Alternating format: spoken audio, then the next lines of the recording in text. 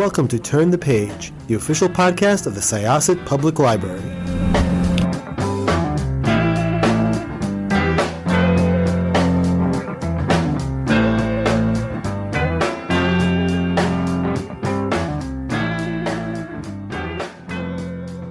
Hello, everyone, and welcome to Turn the Page, the official podcast of Syosset Public Library.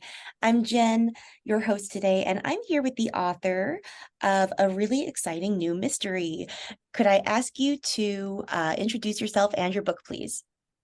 Absolutely. My name is Annette Lyon, and my book is called Just One More. And it is it's a women's suspense where there's a librarian who starts getting a sense that something is off with her husband. She starts doing some research and digging using her librarian skills and winds up dead. So her best friend then has to figure out what's the truth and what happened and all of that fun stuff. Yeah, that plot summary, which I've read online, is what made me email you, because the unfortunate librarian, her name is Jenn with two N's, which is how Yes. I spell it. There's not a lot of people spell it that way. So when I saw that, I was like, oh gosh, that's so funny. I need to I need to read this and I need to talk to the author. So thank you for coming to talk to us. Absolutely. Before we talk about the book itself, I was wondering if you could tell us a little bit about your writing career, because you've been incredibly prolific. You've written quite a number of books, and you've done a lot of online writing as well. But this is your first sort of mystery thriller type book. And so I was wondering if you could take us through your writing so far and what made you want to try something new at this point. Yeah, that's a question that I could go on for an hour about. So, but to nutshell it, essentially, I'm one of those weird ones who wanted to be a writer as a very young child.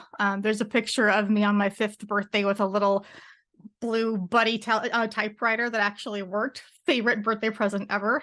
So it goes way back.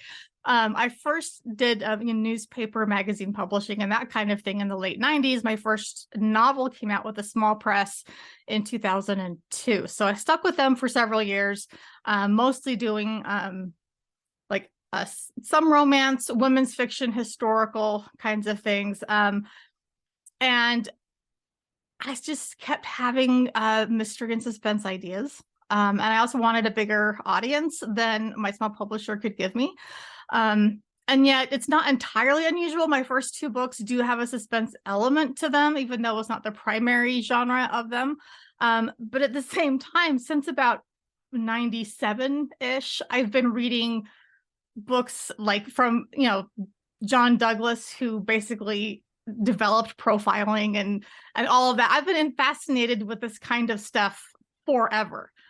So it wasn't a huge departure for me in my head, but it does seem like it for a lot of people, because especially the last few years, as I've been working on this book and some other projects that don't fall into what I'm mostly known for. A lot of people just assume I'm the romance writer who does, clean romance with the timeless romance anthologies, which I do. I'm one of the 3 founders of that series. But I enjoy writing it, but it's not my first love. Women's fiction and making people feel stuff. And apparently with suspense and mystery, freaking them out is that's kind of what I enjoy more. Ooh, it's really cool. And while you were talking, it occurred to me, that like maybe romance to thriller isn't as odd a jump as it might seem at first, because both kind of depend on like a different kind of tension, like you are kind of being tension for both. They're just very different kinds that like create different feelings in the reader. But I imagine you're like drawing on some of those same like narrative skills. I would think so. Yeah. And there's also reader expectations. So, when you're writing a romance, it's not a surprise that they will end up together. Right. That's a given. If that doesn't happen, the reader will be mad, because that's the contract you made by saying this is a romance. So in the similar way with mystery and suspense, there's that contract of we'll figure out what happened here. It's just so the question in both genres is, how do we get there? What is the journey? Not necessarily what the end is. Of course, in mystery suspense, you don't know what the end is, but the promise is there that you will get there. And the journey is half the fun.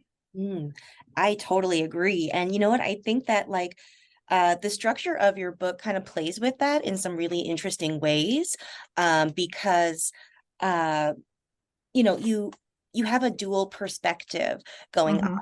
I guess we should probably start by talking about what the structure is. So could you tell us a little bit about who our two point of view characters who we meet in this are? Yes. So as you've mentioned, Jenn is our librarian, but the book opens from Becca's point of view. She's Jenn's best friend. She's a single mom. She's an advertising executive. And she is the one who discovers Jenn's body, and she's the one who then goes on. So we start the book from, that's chapter 1, when you find Jenn's dead in her bathtub, and Becca then has to figure out what happened there. So from that point, every time we see Becca, we're moving forward in time from that moment. And then with Jenn, we flash back to when she first starts getting questions about her husband leading up to the day she dies. And then you start seeing what actually led up to those things, what she discovered about her husband, Rick, and what he does, and all of that stuff. So it's those two points of view are interwoven. It's, they each move forward, but at a different pace and revealing different things. Yeah, and it's so well done here. And You. you're welcome. And what I love about it that kind of touches on what I was trying to get at before is that, you get to kind of do both things, because you have one track where we don't know the ending, with Becca, where we are trying to figure out like what exactly happened. But in Jenn's story, we do know where her story ends. Yeah, not how, but we know she's at the end, she's not going to be here anymore. Yeah, exactly. Yeah. You do get to play with that sort of like, not a formal contract, obviously, but your reader does have an expectation of where you're going to end up. And a lot of the fun comes from subverting the expectations of how you get there, I bet. Right, exactly. Yeah, absolutely. And the structure was one of those things where I thought, if I can make this work, I think it'll be cool. But that was one of the hardest parts, to be honest, to try to I'm like, it was something I had never done before in that particular way. That's kind of structure, not only just mystery suspense, but that specific structure was definitely a challenge. I bet. Like, does that take a lot of tinkering? And I'm wondering how you approach it. Like, do you write both tracks separately, or did you write them interwoven, or, how do you approach that kind of construction? Oh, yeah. I had to try different things since I hadn't done it before. Initially, I tried doing every other chapter as it ends up in the book. But then, so I'm not what they call a pantser, we're writing it by the seat of your pants, where you have no idea where it's going. But I'm also not a strict outliner either. So it's kind of, I'm what some people call a planter, where like I know where I'm headed, and I know several landmarks, but I learn things as I go as well. So that wasn't working. So what I ended up doing is writing one entire timeline and then figuring out what I needed to show in the other one and weaving them together afterwards. But that did require things like doing the math of, because at one point Jenn's pregnant. I had to figure out, okay, how far along is she at this point, when then she's talking to Becca about this thing versus over here, and how much time has passed. Okay, it's Christmas now. I have to address that Christmas exists. Things like that, and so I had to play, with, that wouldn't have happened here. I had to make sure that's January. That can't happen in January. Okay, now we just have the entire timeline by 2 months, or, so things like it was a challenge for sure, trying to make it all line up. Wow. Yeah, it sounds like it's a really complicated dance you kind of have to do to not only make sure the stories line up, but to sort of keep, that sort of like that narrative tension taut. That's like a really cool thing you do there. I was wondering if you could talk a little bit about how your other writing may have informed your fiction writing, and maybe this one too. Because one of the things I read about you is that you've done a lot of freelance writing and that you are also a professional editor. So I'm wondering, does editing other people's writing, has that changed your own approach to writing at all? Yes and no. No, in the sense of how I approach is everybody's method, and how they approach research and drafting and revision is going to be a little different. What works for me works for me. But editing other people definitely is one of the best educations, because I had to look at something and say, this isn't working. Why? And what might fix it? And then explaining that even to a client and saying, I made this change because of this. This was unclear. This was ambiguous. The pacing is off. And they might find a different solution to the problem I identified, which is great. But having to go through that process of, so this isn't working. Again, it's kind of dissecting someone else's thing and then figuring out how to fix it and make it sound like them, only their best to them, definitely informs my own work. When I go, oh, I'm doing that thing I saw in these other manuscripts, I need to not do that, go back and fix and change and adapt and that kind of thing, for sure. That's very interesting. And I guess, it touches on, I think in general, like when we read a lot, that helps us as writers too, because yes, learn the shapes of stories and you learn conventions and how to subvert them and all those things. But editing kind of takes sure. like editing takes it to another level, because you are not only like identifying those little things that stand out, but then also thinking about like how to fix them. And so that's really exactly. Did that also play a role in sort of your approach to time management? Because when I looked at your website and I see how many books you've written and doing all that other work at the same time, how do you balance your own projects with the projects of those, who you're helping usher their projects through? Well, the good news is I do very little editing now. I've kind of hung up that hat for the most part. But I had a ton of projects ongoing when my kids were all home and younger. They're all, grown up now. And ironically, I'm one of the many creatives with ADHD, and I was late diagnosed. I didn't realize that having the chaos and structure of 4 children and trying to figure out, okay, so this is nap time and this is soccer practice and this is piano lessons and school gets out here and it's my carpool week and parent teacher, all of the different things that forced me to find time to say, if I'm going to write a chapter today, it will have to be in the dance class lobby from 4 to 4:45, ready, set, go. And so as I'm doing dishes or folding laundry, I'm thinking ahead, okay, when I have that 45 minutes, what will I be writing about? So when I'm in the lobby, I can just ready, set, go and pound out 1,500 words in 45 minutes. That's my writing. And then it would be, but the structure forced me to really find a way to make it work. And now that they're gone, I always thought, oh gosh, when the kids are all grown up, I could just write for 10 hours a day. And then no, I'm actually quite less productive. I have to impose artificial structure and boundaries on myself to get stuff done. It's just one of those backwards things, I guess. The more structure, ironically, the more I get done. So yeah. I totally agree with you. I am the same way. And, I think a lot of it too is that, for me, when I have many projects going on, I can use them against one another in sort of tactical procrastination, Yeah. Yeah. Oh, I know. Oh, been there, done that. Yeah. Oh, for sure. In fact, I did that just yesterday, where I was like, I have a massive migraine. I can't do this one thing, so I'll do this other thing that's not due till later, but it's still progress on something. Yep. Yeah, it's all Yep. So I'm sorry we had a little craft tangent there. So let's get back to the book. So I really love both of our point of view characters. Jenn and Becca are so great. And I'd like to talk a little bit more about the one that we haven't talked about yet, which is the husband, Ryan. And he is a really he's just a very really complicated and really difficult to sort of I don't mean this in a, this is a compliment actually, but difficult to read about, Oh yeah. Well, and good. He should be. He should be. Yeah. Rick is not he's complicated in some ways. In some ways he's very simple, and yet his life and behaviors and all that is complicated to get into, for sure. And then to feel about him, and even though this is a really fun and suspenseful thriller, you have a lot of really interesting things to say here and serious things to say about domestic abuse. There's a really problematic and very painful dynamic between Jenn and Ryan that is a complicating factor in Jenn's perspective narrative.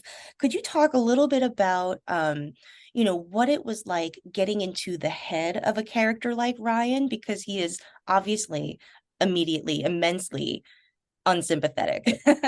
But you have to understand to write him into existence in a convincing way. So could you talk a little bit about like what do you do to sort of like write somebody that unpleasant? That's one of the challenges, I think, of being a writer in any sense, is that you have to be able to think empathetically, not that you have sympathy for them, but to think, what would they feel? What would they think? Why are they doing what they're doing? And unfortunately, I have good friends who have gone through relationships like this. Fortunately, they did not end up as Jenn did. But I've seen men who behave in these kinds of ways, and outwardly, wow, he's so, charming and good looking and this and that and the other, but behind closed doors. I had one friend once who had read about a domestic situation where, and she goes, I just don't believe this, because I know the wife and she's strong, she would never put up with that. And I thought, oh, you don't know how this works. It's far more complicated than that, especially if there's not physical violence. It's much easier to say, well, if he would hit me, I would leave today. But to deal with emotional, psychological abuse, even financial abuse, those kinds of things, it's much more complicated for the, I almost said the wife, but it can be the husband as well, like for the victim of the abuse. But yeah, I've seen those kinds of things enough times. But that's also what I mean, seriously, I'll watch the news and go, ooh, what was the bad guy thinking? That's just kind of part of the weird writer brain that freaks people out, I think. Not that I like Rick. No, he's a bad dude. But you do have to get into the head a little bit and go, but what was he thinking? Well, why did he say or do this? And is he aware? There's an insight he's lacking. And then there's other times where he has very targeted insight and he knows exactly what he's saying and doing. So it's kind of fun to play with that. It's actually, as creepy as that sounds, but yeah. Oh, I bet it is. Yeah, like monsters can be really fun to write, And, I think what you said is a lot of what you said is really important.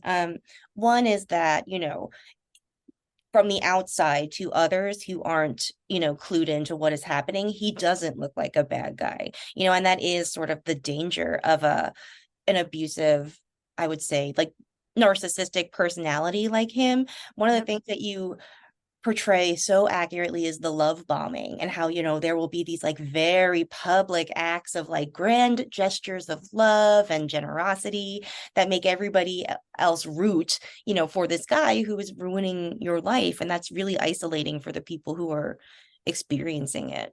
Yeah, I'm glad to hear you say that. On top of that, it messes with the mind of the victim as well. Like, well, this is the man I fell in love with. This is the real him, right? So yeah, it messes. The whole situation becomes more chaotic with love bombing. So yeah, I'm glad yay. There's things you can attempt to do as a writer and you hope it lands. So it's that for some people that has. Yay.